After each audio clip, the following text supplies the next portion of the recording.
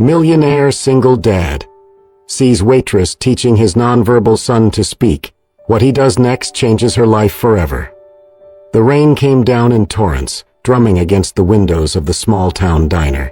Inside, the fluorescent lights flickered slightly, casting a dull glow over the mostly empty booze. Only a few stragglers nursed their coffee cups, watching the storm rage through the glass.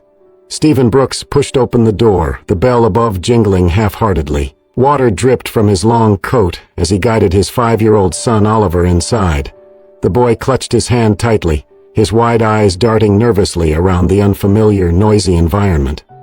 "Table for two," the waitress behind the counter called out, her voice warm but loud enough to make Oliver flinch. Stephen nodded curtly and steered Oliver toward a booth near the window. He helped the boy into the seat and slid in across from him. Oliver immediately began to rock slightly, humming under his breath, his small hands flapping once, then again. Stephen leaned forward, speaking softly. "It is okay, buddy. Just breathe. We will be out of here soon." The clatter of dishes from the kitchen made Oliver startle, and then a loud laugh from a nearby table pushed him over the edge. He let out a high-pitched scream, scrambled out of the booth, and fell to the floor. His arms flailed, and he began hitting the ground, overwhelmed and inconsolable. Stephen moved instantly, trying to pick him up, murmuring soothing words that barely registered against the chaos. Before he could lift Oliver, a figure dropped down beside them. It was a young woman, wearing a stained apron and an exhausted ponytail, but her face was calm, her movements slow and deliberate. "Hey there, buddy," she said softly, pulling a laminated picture card from her pocket and holding it up, a cartoon of a smiling face with the word "breathe" printed underneath. Oliver froze, staring at the card. His flailing slowed. The woman placed her hand on her own chest, exaggerating a deep breath in, then out. She tapped the picture again, smiling gently. Oliver mimicked her motion, taking a shaky breath. Stephen watched, stunned, as his son calmed down enough to sit up, his small body trembling but no longer in a full meltdown. The woman, Hannah, according to her name tag, smiled at Oliver and offered him a soft rubber toy from her apron pocket. Stephen's shock hardened into anger. "What do you think you are doing?" he barked. Hannah looked up, startled. "I was just," she began. "You do not get to touch my son without asking," Stephen snapped, his voice cutting through the diner. Heads turned. "I was trying to help," Hannah said, frowning. "He was overwhelmed. I have seen it before. I thought—" "You thought you would swoop in and play hero? Pity the poor autistic boy and his incompetent father?" Stephen's voice was sharp, brittle with something deeper than anger. Hannah's cheeks flushed. She stood slowly, the picture card still in her hand. "I was not pitying him," she said, her voice steady. "And I was not pitying you. I was trying to speak his language when you could not." Stephen's fists clenched at his sides. "You think you know anything about him, about us?" he ground out.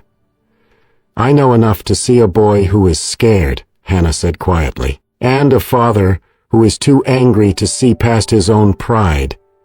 The words landed like a slap. Stephen opened his mouth to retaliate but stopped himself. Oliver, still sitting on the floor, was looking up at him, wide-eyed, silent. Hannah knelt again, ignoring Stephen, and spoke softly to Oliver. "You are doing great, sweetheart," she said. "Really brave." Oliver reached out a tentative hand toward the rubber toy still lying near. He grabbed it, clutching it tightly to his chest. Stephen swallowed hard, feeling the judgmental stares of the other diners pressing in around him. "Get up," he said to Oliver, his voice rough. Oliver obeyed, sliding back into the booth with the toy gripped tightly in one hand. Stephen tossed a crumpled bill onto the table and turned toward the door. Hannah watched them go, her heart aching. She had seen it before, the frustration, the helplessness buried under anger. She knew it too well because she had lived it herself once. She blinked rapidly, forcing back tears. Stephen pushed the door open into the roaring night, barely noticing the rain that pelted him as he guided Oliver back to the car. Inside the diner, the murmur of conversation resumed, but the tension lingered. Hannah picked up the laminated picture card from the floor and wiped it off with the corner of her apron. "Poor kid," she whispered. She glanced at the door again, but they were already gone. She did not expect to see them again.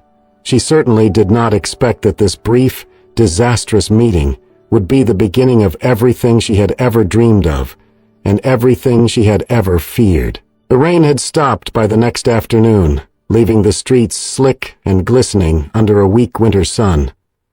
Stephen Brooks sat behind the wheel of his black SUV, his hands tight on the steering wheel as he waited for the light to change. Oliver was buckled quietly in the back seat, humming a soft, tuneless song under his breath. Stephen stared straight ahead, jaw clenched, but his mind was a million miles away. He had not been able to shake the encounter at the diner. Hannah's words echoed in his head, sharper than he cared to admit. A father too angry to see past his own pride. He hated how close to the mark she had hit. He had spent the whole night convincing himself he had been right to snap at her, that no stranger had any right to step into his son's world without his permission. But deep down, a gnawing guilt had taken root, growing with every hour that passed. Oliver had calmed for her.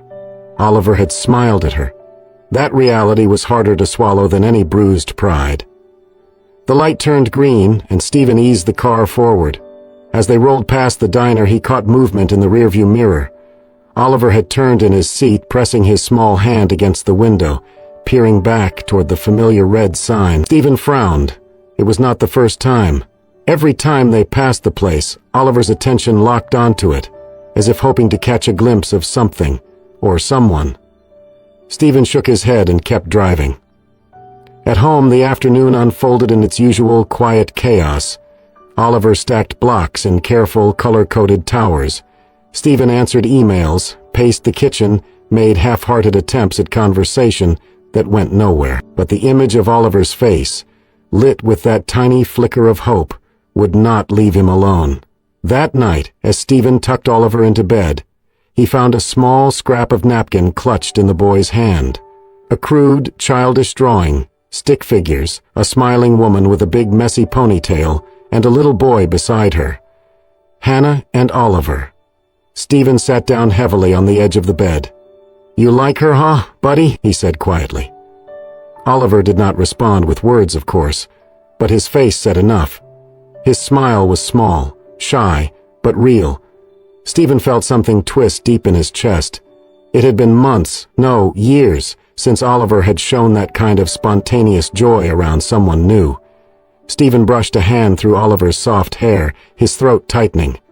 Maybe he had been too harsh. Maybe Hannah had seen something in Oliver that even he had overlooked. The next day, as they drove into town, Stephen watched Oliver carefully. Sure enough, as they passed the diner, Oliver leaned against the window, eyes scanning the parking lot with a quiet yearning. Stephen tightened his grip on the steering wheel. He did not want to admit it.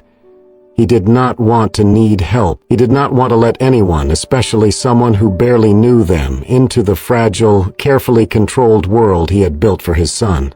But he could not deny the truth. Hannah had made an impression. Not just on Oliver, on him too. He exhaled slowly, turning the car down another street, away from the diner. His heart thudded heavily in his chest.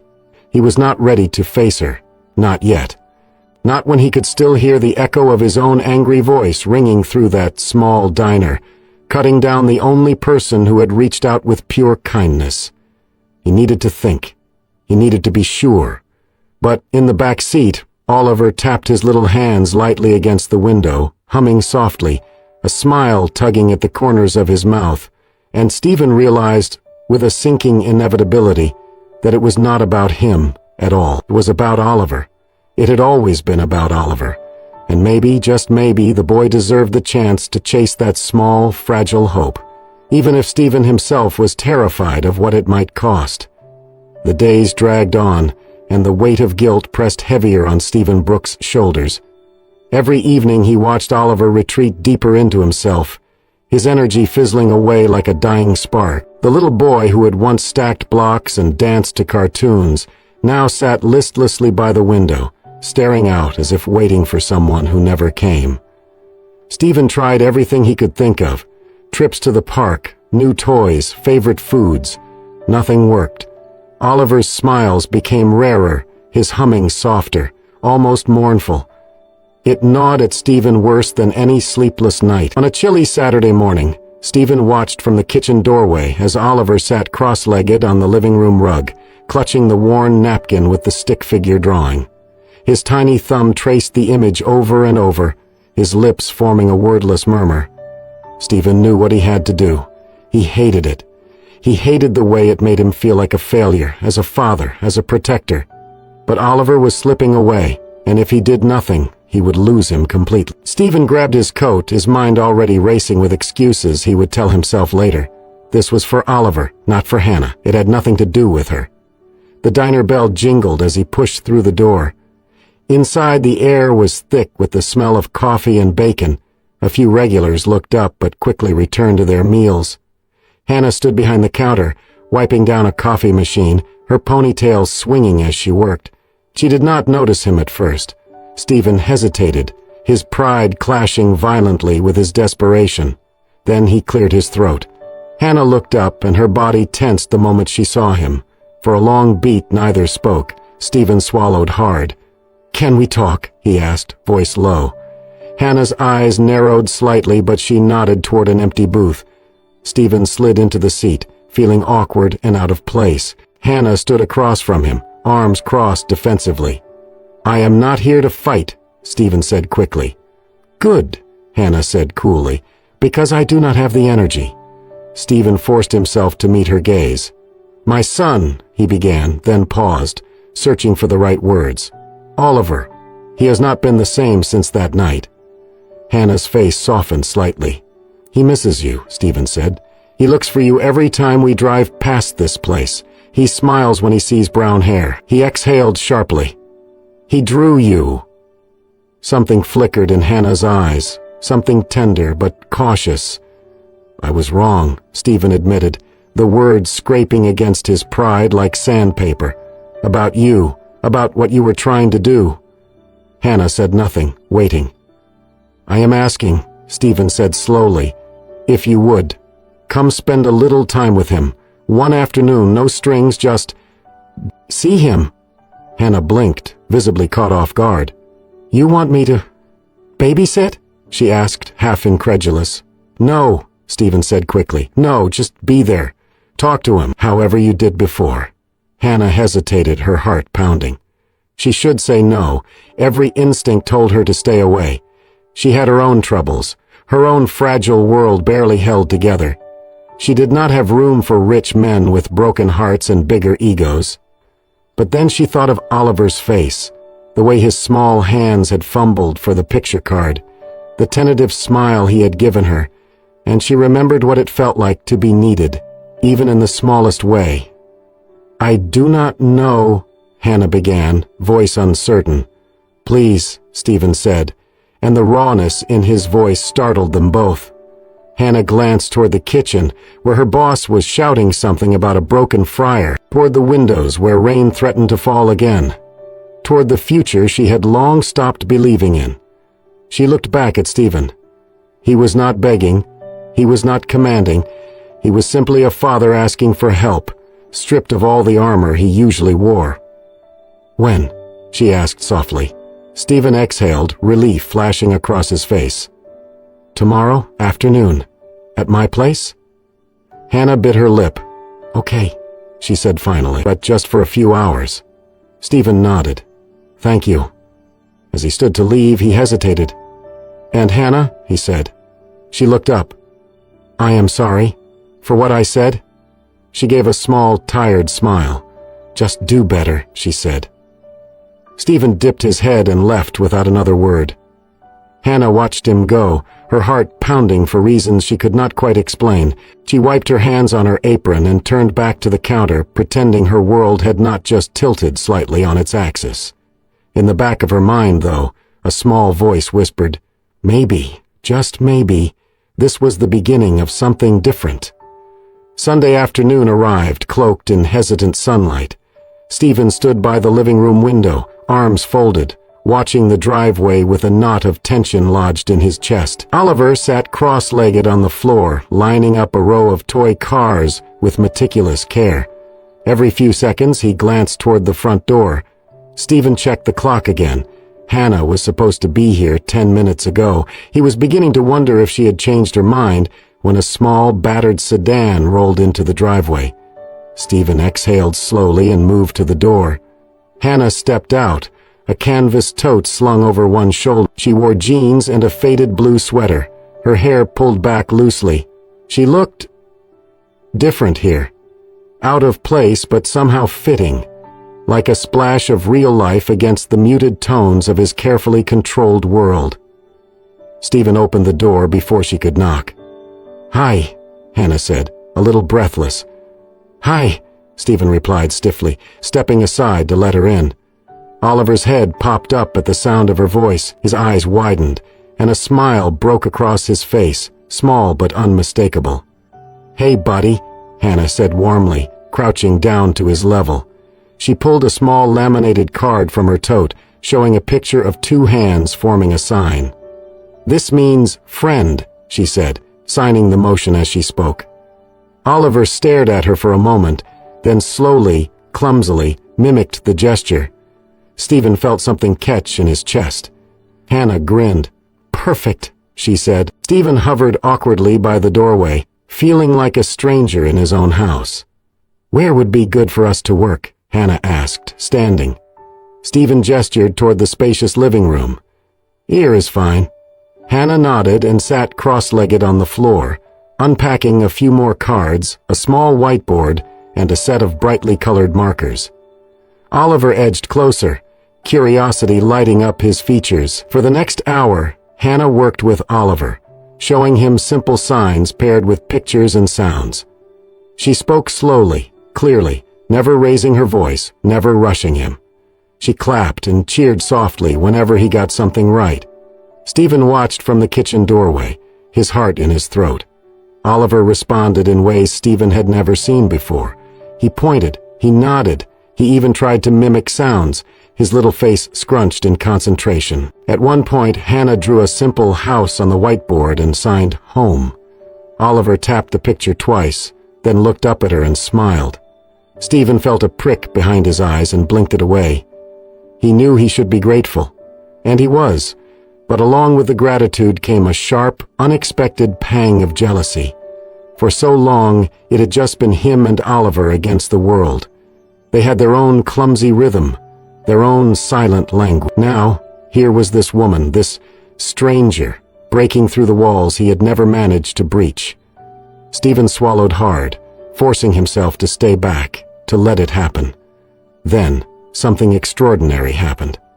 Oliver stood up, clutching the whiteboard in his small hands.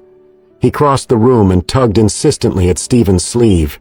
Stephen knelt down automatically. Oliver held up the board, his face shining with excitement. Stephen looked. On the board, scrawled in uneven but unmistakable letters, were three simple words. "I like Dad." Stephen's breath caught painfully. He looked at Oliver, at his bright, eager eyes, and felt something inside him shatter and heal at the same time. "You did this?" he whispered. Oliver nodded proudly. Behind them, Hannah watched with a soft smile, her heart swelling. Stephen pulled Oliver into a fierce hug, burying his face in his son's hair. "Thank you," he mouthed to Hannah over Oliver's head. She gave a small nod, blinking back tears. For a few moments, the room was filled with nothing but the sound of breathing, the fragile, precious quiet of a new bridge being built. When Oliver finally pulled away, he grabbed Hannah's hand too, tugging her toward Stephen, as if trying to close the circle. Stephen hesitated, then reached out and took her hand. It was warm, steady, real. They stood there, connected by a child who had once been locked inside his own silent world and was now, step by step, finding his way out. Stephen realized something else then, something that filled him with both hope and fear. He needed her, not just for Oliver, but for himself. The thought terrified him, and yet he could not look away. Later, after Hannah packed up her materials and promised to return next weekend, Stephen stood by the door and watched her drive away. Oliver pressed his nose against the window, waving his small hand. Stephen smiled, but deep inside, a seed of unease took root. He had spent so long being everything for Oliver. Protector, teacher, voice.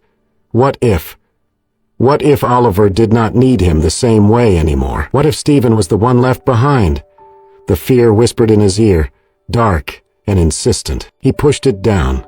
For now all that mattered was the joy in his son's eyes.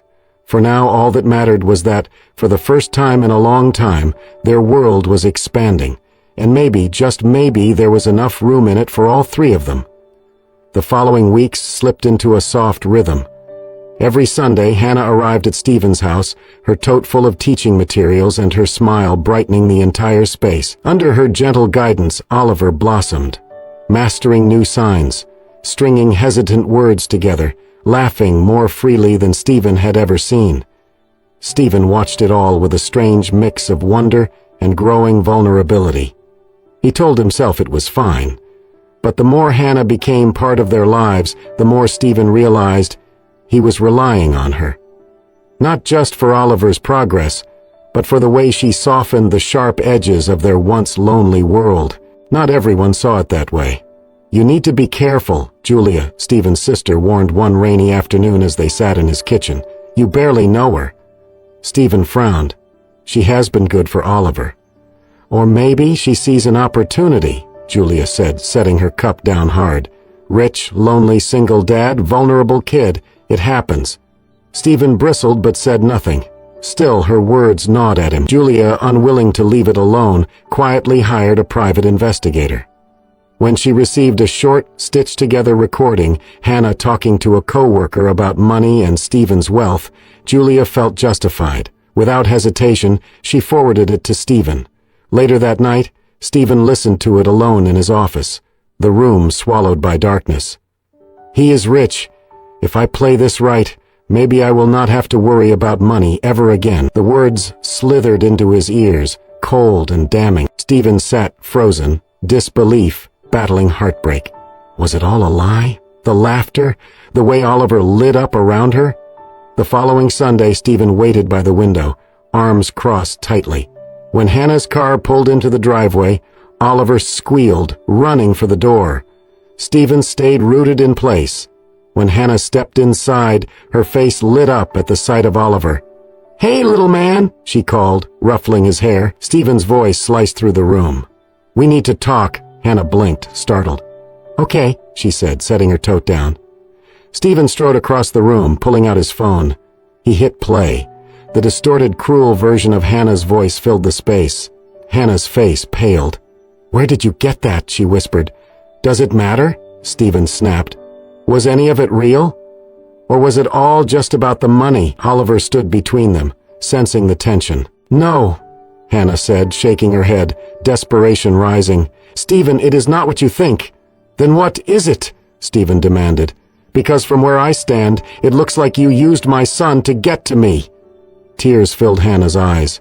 "You think I would use Oliver?" she choked. "You think I could—" "I think you should leave," Stephen said coldly.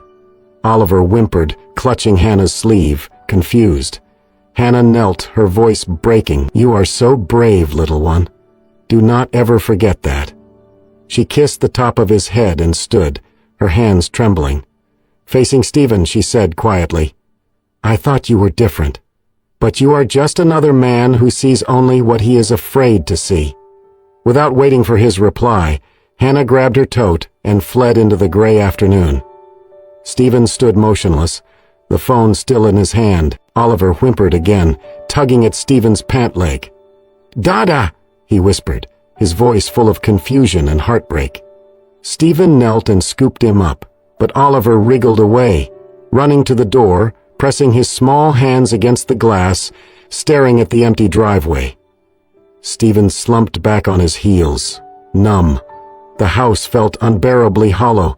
He told himself he had protected his son, protected their fragile world, but deep down an aching truth gnawed at him. He had made a terrible, irreversible mistake. The days that followed were darker than any Stephen Brooks had known. Oliver barely spoke, even with the few signs he had mastered. He no longer reached for his toys, no longer smiled when cartoons flickered across the television screen. He sat by the window most of the day, holding the worn napkin drawing of him and Hannah, staring out as if hoping she might still appear. Stephen tried everything: favorite meals, trips to the park, new toys. But Oliver remained distant, locked behind walls even higher than before. At night, Stephen sat awake, staring at the ceiling, haunted by the look on Hannah's face as she had walked away. It had not been anger, it had been heartbreak. And in the moments when Stephen was brave enough to face it, he knew the heartbreak was not just hers, it was Oliver's too. One afternoon, as rain misted against the windows, Stephen sat at his desk, mindlessly scrolling through emails he could not focus on. His sister Julia had sent another message, this one titled, "More info on Hannah." With a sigh, Stephen clicked it open.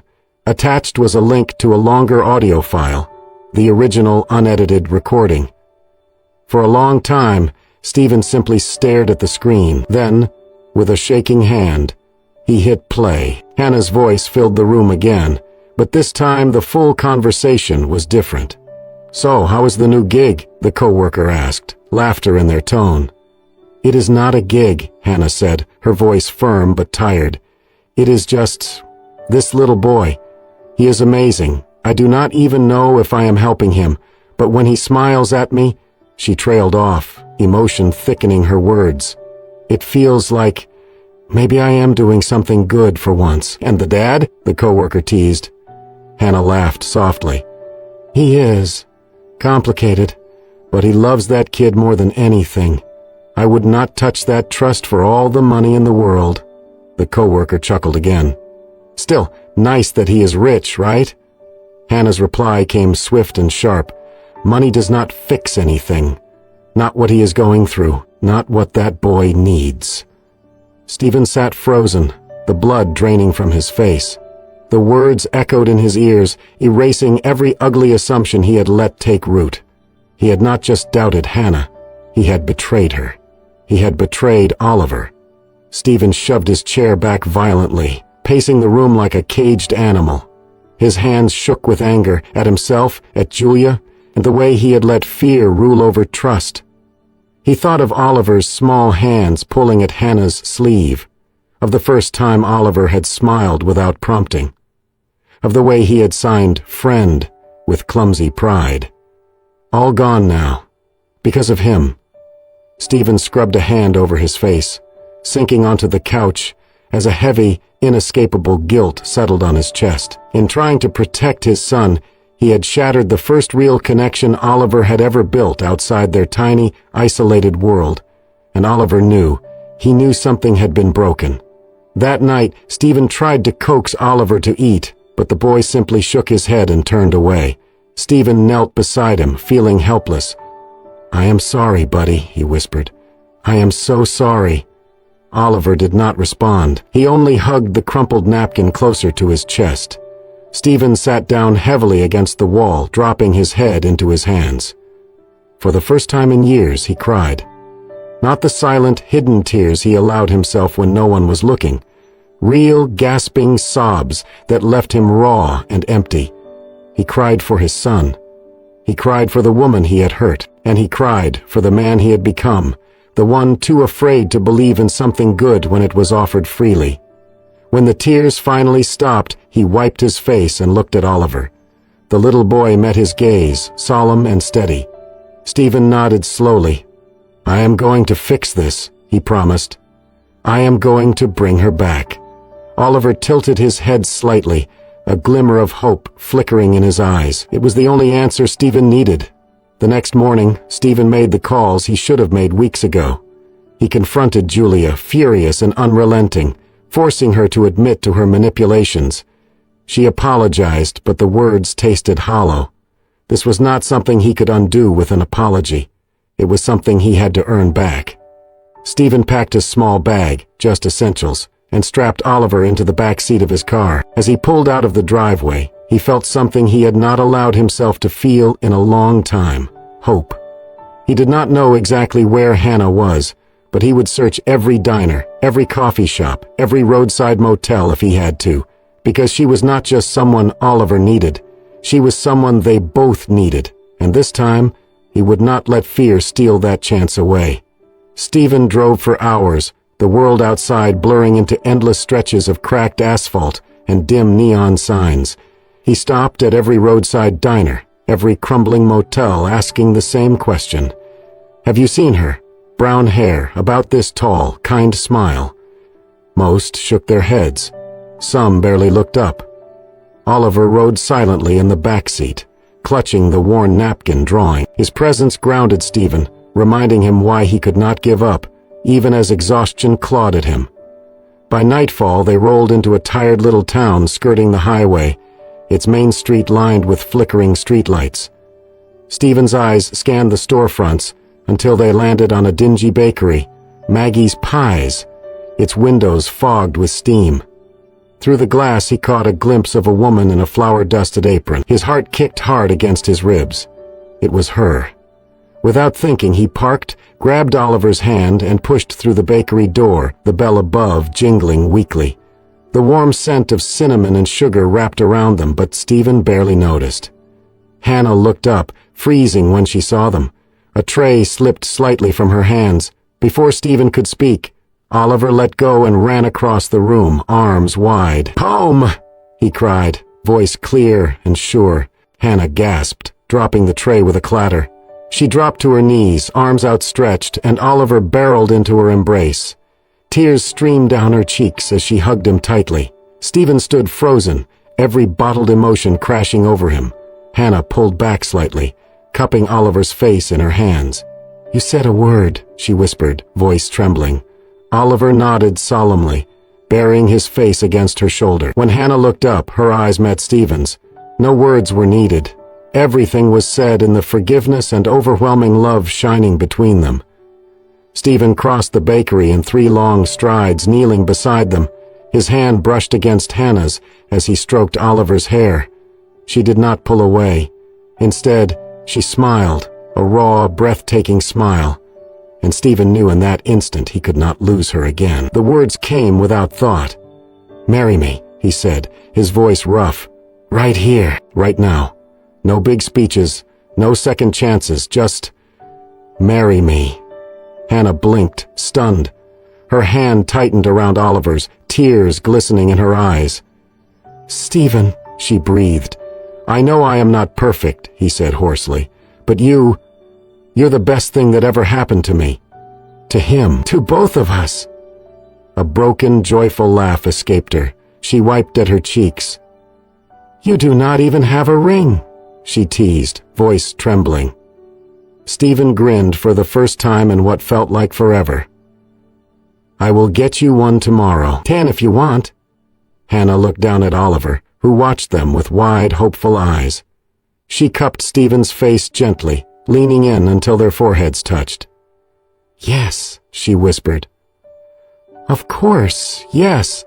Stephen pulled her into his arms, holding her tightly as Oliver squeezed between them, giggling with delight. Outside, the rain fell softly, blurring the town into a watercolored dream. Inside, under the flickering yellow light and the smell of warm bread, a broken family found itself again. And this time, nothing, not fear, not pride, not even the past, could tear them apart. They stayed like that for a long time, laughing and crying, holding each other, as if the rest of the world had fallen away. Eventually Maggie, the elderly bakery owner, peeked from the kitchen with a bemused smile. "You gonna buy a pie or what?" she teased, hands on her hips. Stephen laughed, wiping his face. "2 pies," he said, "the biggest you have." Maggie chuckled and disappeared back into the kitchen, humming. Hannah leaned against Stephen, her head resting on his shoulder. Oliver nestled warmly between them. Stephen kissed her forehead, feeling her sigh against him.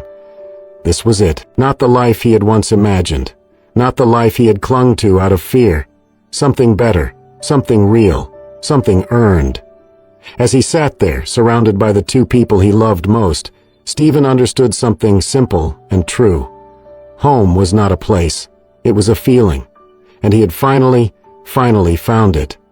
Spring unfolded gently across the countryside, painting the hills with wild flowers and draping the sky in endless blue. Nestled between the fields was a small farm, its white fence newly painted, its porch sagging slightly under the weight of new beginnings. Stephen Brooks stood on the porch, a mug of coffee warming his hands, watching the morning unfold.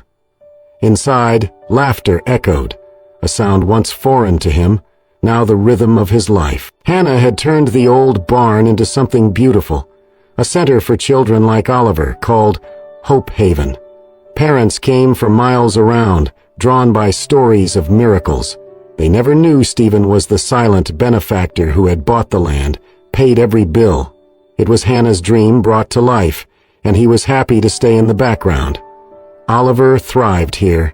Gone was the boy who cowered in corners. Now he ran freely through the fields, his laughter carrying on the breeze, speaking more with each passing day. Today was not about therapy or renovations. Today was about family. The wedding was simple, exactly as they had wanted. No grand venues, no endless guest lists. Just them, the land that had cradled their healing, and a handful of people who mattered. Stephen adjusted his tie nervously, glancing down the path, and saw her. Hannah walked barefoot through the grass, a crown of wildflowers resting on her head, her dress flowing with the breeze. She looked like she had stepped from one of Oliver's drawings, soft, radiant, breathtaking. Oliver ran ahead, clutching her hand tightly, his face beaming. Stephen's heart swelled so full he thought it might break. They met under an ancient oak tree, its arms stretched wide like a blessing. Maggie from the bakery, who insisted on officiating, stood waiting, grinning over a thick, battered book. "Ready?" she whispered. Stephen and Hannah exchanged a look, laughter bubbling between them. No words were needed. They were already home. The ceremony was short, sweet, and perfectly imperfect, Oliver interrupting to hand Stephen a dandelion, the wind tugging Hannah's hair, Maggie forgetting half her speech and laughing through the rest. It was perfect. When Maggie finally said, "You may kiss the bride," Stephen needed no encouragement. He leaned in, kissing Hannah with a love so fierce and sure, the world seemed to tilt beneath them. When they finally pulled apart, Oliver clapped his hands, giggling, and then, in the hush that followed, Oliver looked up at Hannah with bright, solemn eyes. "Mom," he said clearly. The world stopped. Hannah gasped, dropping to her knees as tears sprang. Oliver launched himself into her arms and Stephen dropped down beside them, wrapping them both into a tangle of laughter, tears, and unstoppable love. They stayed there as the light faded, as the sky deepened to a soft velvet blue. Later, they sat on the porch swing, Oliver curled asleep between them. They watched the stars blink into being, the air heavy with the scent of honeysuckle and fresh earth. Then, with a sudden sweep, a shooting star cut across the sky, burning bright and fierce against the night. Hannah caught her breath and pointed. "Look," she whispered. Stephen followed her gaze, smiling. "A wish?" he asked quietly. She shook her head, her voice thick with emotion. "No," she said, "a promise." Stephen tightened his arm around her, pressing a kiss to her temple. "Whatever comes," he murmured, "whatever storms, we hold on to this." "This," Hannah echoed, brushing her fingers through Oliver's hair. "Our messy, beautiful, imperfect family." Stephen closed his eyes, feeling the truth of it settle deep into his bones. They had been lost, they had broken, they had almost given up. But love, real, stubborn, imperfect love, had stitched them back together in ways he had never dared to dream. He looked down at the two people he loved most, their faces glowing in the soft starlight. Home was not a place, it was a feeling, and they had finally found it. Above them, the shooting star burned out, leaving the vast, endless sky, and three steady hearts beating stronger together than they had ever been alone. In a world that often feels overwhelming, where hope can seem just out of reach, Stephen, Hannah, and little Oliver remind us of a powerful truth. Family is not about perfection. It is about love. It is about standing together through the storms, healing the broken places, and building a home from laughter, forgiveness, and second chances. Thank you for joining us on this beautiful journey of healing, trust, and unconditional love. If stories like this touch your heart and remind you of the resilience we all carry within, we invite you to subscribe to Soul-Stirring Stories. Here, we share tales that inspire, heal, and celebrate the extraordinary power of human connection. Stay with us for more real, emotional stories that speak to the soul. Until next time, may you always believe in the beauty of second chances.